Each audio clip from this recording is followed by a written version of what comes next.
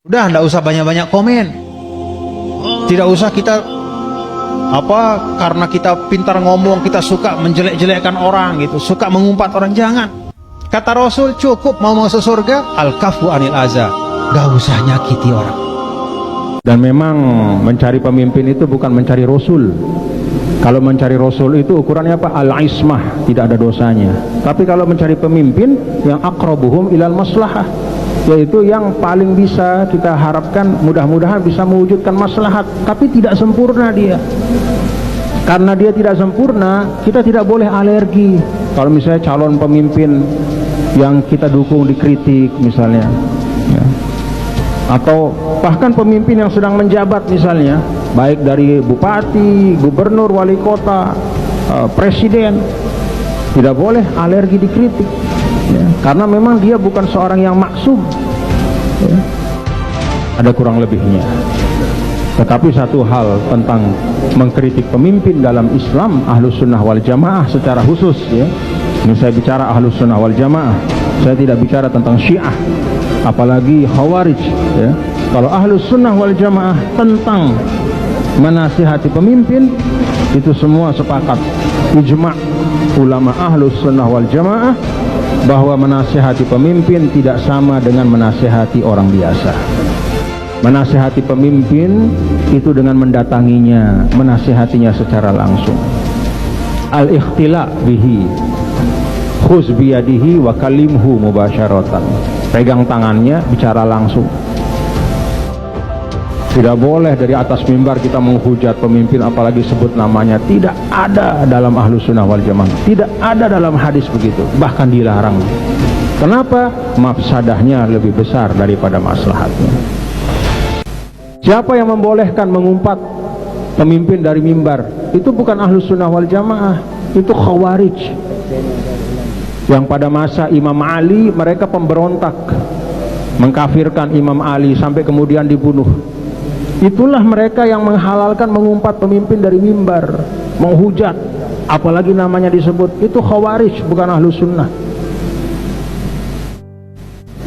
Siapa saja misalnya ulama mengaku Ahlus Sunnah tapi mengumpat pemimpin dari atas mimbar, apalagi menghujat, pakai kata-kata yang kasar, menyebut nama, itu Khawarij, bukan Ahlus Sunnah wal Jamaah.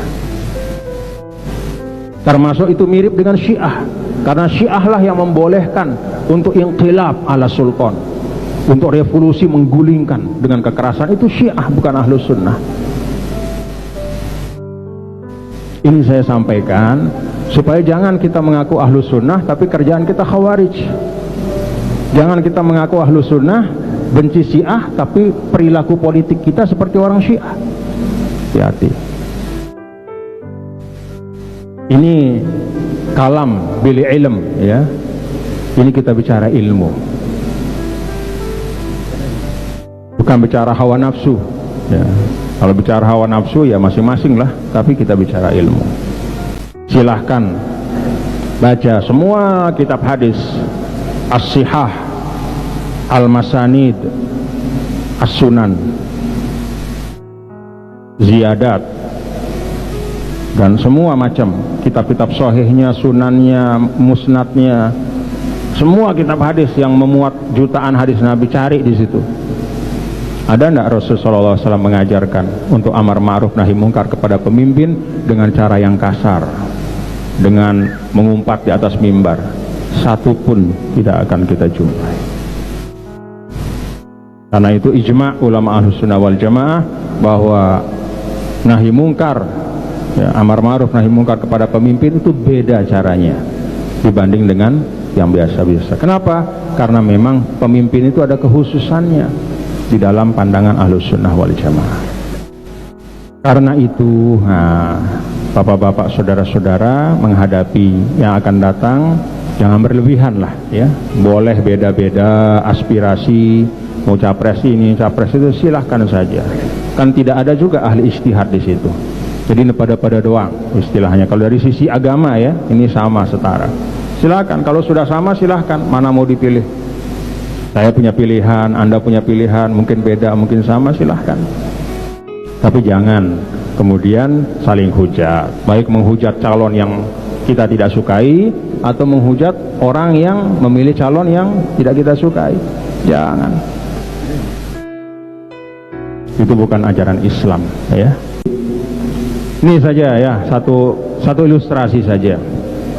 Kan bapak-bapak saudara tahu ya, dalam Islam itu ada mazhab-mazhab fikih yang satu sama lain itu banyak perbedaannya ya. Misalnya sederhananya, kalau mazhab Syafi'i al-mas wal mamsus ya betulu wudu'uhuma, nyentuh dan disentuh kalau perempuan ya ajnabiyah maka hak batal wudunya, mau nyentuh mau disentuh. Misalnya saya di rumah, tiba-tiba istri saya lewat, tak kesentuh, saya tidak menyentuh tapi saya tersentuh, saya mamsus.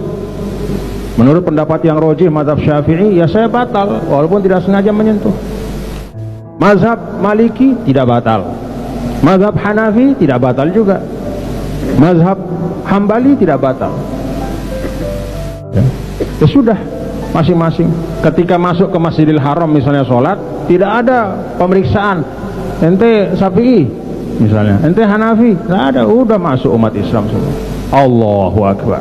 Dengan masing-masing mazhabnya ketika berwudu, semuanya takbir Allahu Akbar. Tidak bisa yang mengatakan yang mazhab Syafi'i kemudian di sebelahnya dia saksikan ada yang baru sentuhan sama istrinya. Kamu ini tidak boleh sholat karena kan sentuhan sama istri. Enggak, saya bukan mazhab Syafi'i. Tidak boleh, tetap harus cepetan. Tidak boleh begitu. Dia mazhabnya beda, silahkan. Kita bersab yang sama dengan mazhab yang beda dalam sisi wudu ya. Ada yang Syafi'i, ada Hambali, ada Hanafi. Itu di Masjidil Haram itu kita satu baris, itu bisa beda-beda mazhabnya dalam hal batal wudu.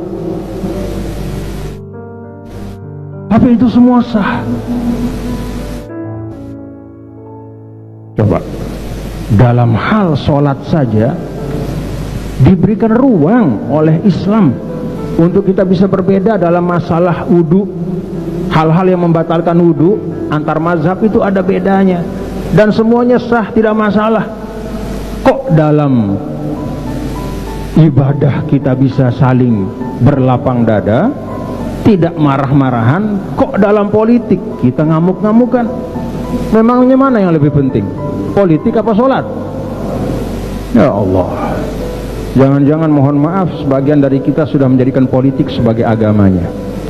Kalau urusan politik, la ilaha illallah semangatnya, takbirnya belek ya. Tapi untuk urusan zakat nyebuk-nyebuk dia, untuk urusan sholat malas-malasan.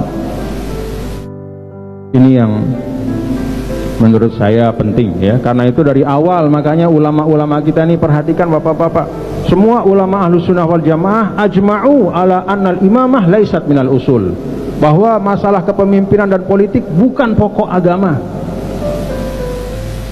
Imam Sa'duddin At-Taftazani dalam Syarhul Mawaqif kalau tidak salah menyampaikan innaha minal furuq, itu termasuk furuq. Jadi tidak usah nilai Islamnya orang dari situ.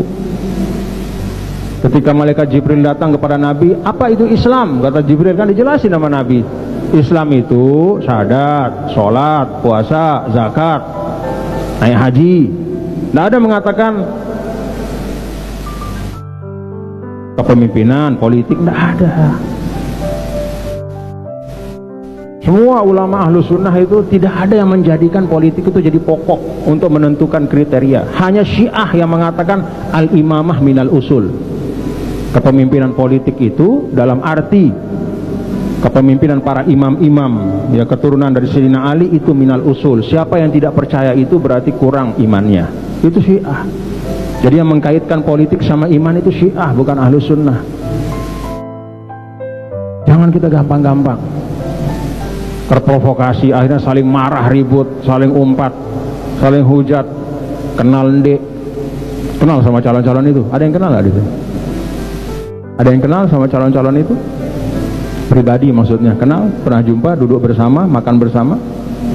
Dengan Pak Anies pernah duduk bersama, kenalan, punya nomor handphonenya. Dengan Pak Ganjar punya, dengan Pak Prabowo.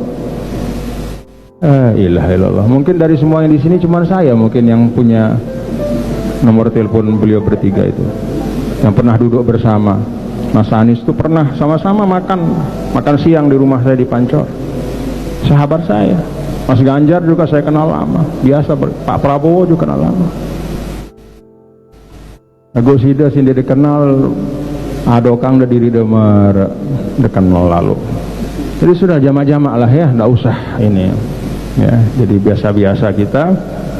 Ini ruang yang dimungkinkan untuk kita berbeda pendapat ya.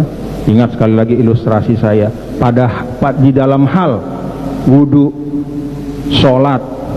Coba Allahu Akbar. Nih Hambali kan ya, begini kan ya, atas. Syafi'i sini, Hanafi begini, Maliki lepas. Itu urusan bersedekap pada saat sholat, itu saja tidak masalah. Beda dalam sholat pun masih diberikan ruangnya oleh agama. Kok urusan politik seperti hidup mati lebih penting dari sholat, merusak ukhuwah kalau beda? Nggak boleh begitu ya. Ini saya sampaikan kepada saudara-saudara saya yang ada di NTB, rilekslah, jangan terlalu tegang ya. Yang menang sudah ada di Lauhil Mahfuz, mau dukung siapa silahkan, kalau beda pendapat jaga persaudaraan. Wallahu alam bishawab. Oke guys, assalamualaikum warahmatullahi wabarakatuh. Salam, Om Swastiastu, Namo Buddhaya, salam kebajikan dan salam sejahtera untuk kita semua. Saudaraku sebangsa dan setanah air, para penonton kanal YouTubeku yang sangat saya hormati dan sangat saya cintai. Dalam muatan video saya kali ini, saya sengaja untuk menampilkan ceramah yang menurut saya sangat adem, padahal saya seorang Kristen Katolik, tetapi ketika saya mendengar ceramah ini, hati saya begitu tentram. Ceramah yang disampaikan oleh Tuan Guru Bajang ini benar-benar sangat luar biasa. Maknanya begitu mendalam. Dia tidak menyinggung antara agama yang satu dengan agama yang lain.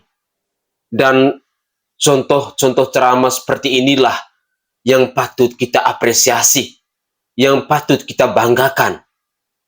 Ulama Nusantara ternyata memang sangat luar biasa. Mereka begitu pawai, mereka begitu konsisten dalam menjaga toleransi. Benar-benar ini adalah sebuah ceramah yang menurut saya sangat luar biasa. Saya bangga mendengar seorang ustadz, seorang kiai seperti Tuan Guru Bajang ini menyampaikan ceramahnya dengan begitu lembut, dengan begitu rendah hati, tanpa menjelek-jelekan orang lain, tanpa memfitnah orang lain. Ini adalah sebuah kebanggaan tersendiri untuk kita orang Indonesia. Ini adalah sebuah kebanggaan sendiri untuk ulama-ulama Nusantara. Sungguh hebat dan sungguh luar biasa. Saudaraku sebangsa dan setanah air, para penonton kanal YouTubeku yang sangat saya hormati dan sangat saya cintai. Saya berharap semoga muatan video saya kali ini bisa menambah wawasan kita, bisa menambah pengalaman kita, bisa menambah ilmu kita dalam kehidupan beragama, dalam kehidupan berbangsa dan bernegara, khususnya menjelang pemilu 2024 nanti. Kita ketahui bersama bahwa menjelang pemilu seperti ini, suasana politik di tanah air itu semakin memanas. Politik-politik identitas terkadang menjadi tolak ukur utama yang terjadi di bangsa ini.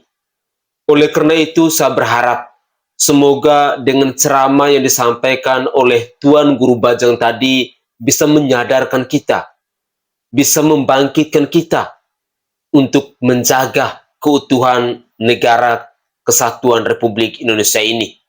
Mari, jangan pernah menyerah, tetaplah bersemangat untuk menjaga negara tercinta kita, untuk menjaga NKRI, untuk menjaga Pancasila, dan untuk menjaga bumi Nusantara ini.